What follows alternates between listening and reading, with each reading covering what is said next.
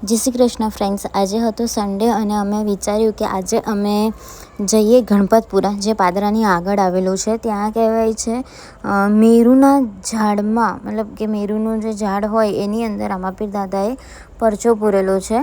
તો અમે શોધતા લોકેશન પર પહોંચી ગયા હતા. પાદરાથી અમે નીકળ્યા હતા અને મતલબ પાદરા સુધી તો અમે એક્ઝેક્ટલી પહોંચી ગયા. ત્યાંથી પછી બધાને પૂછતા અમે આ મંદિરે પહોંચી ગયા હતા. રીલ્સમાં બહુ જોયું હતું કે બીજના દિવસે બહુ ભીડ થાય છે.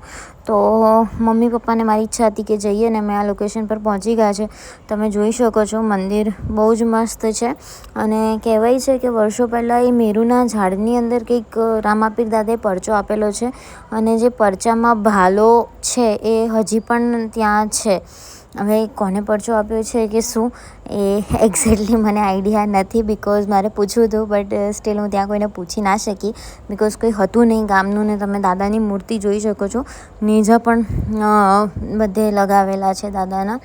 અને મંદિર પણ બહુ જ મસ્ત હતું. આજે ઈચ્છા થઈ અને દાદાનો હુકમ થયો એટલે અમે મંદિરે પહોંચી ગયા હતા. અને રામાપીર દાદાનો જ્યાં હુકમ થાય ત્યાં અમે અડી જ જતા હોઈએ છીએ. એ ભલે પછી પાઠ હોય કે દાદાનું નાનું મોટું કંઈ પણ મંદિર હોય.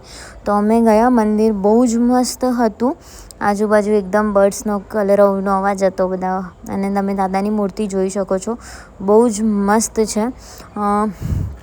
દાદા હરેક રૂપમાં, હરેક મંદિરે એમનું જે પણ મતલબ એમના વાઘા કે પાઘડી કે કંઈ પણ કહો, એકદમ અદ્ભુત જ હોય છે હર એક મંદિરે. મેં આ નાની છું ત્યારથી લઈને અત્યાર સુધીને મેં ઓબ્ઝર્વ કર્યું છે કે જે પણ મંદિરે જઈએ ને એટલે દાદાનું રૂપ કંઈ અલગ જ હોય ને તમને પોઝિટિવ વાઇબ કંઈક અલગ જ આવતી હોય.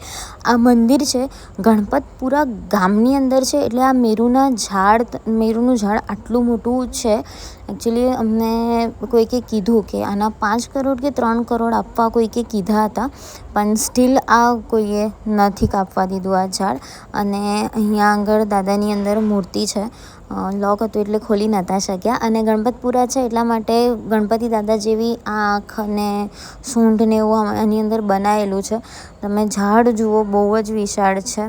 મતલબ ખાસું એવું બધું સ્ક્વેર ફીટમાં એ ફેલાયેલું છે.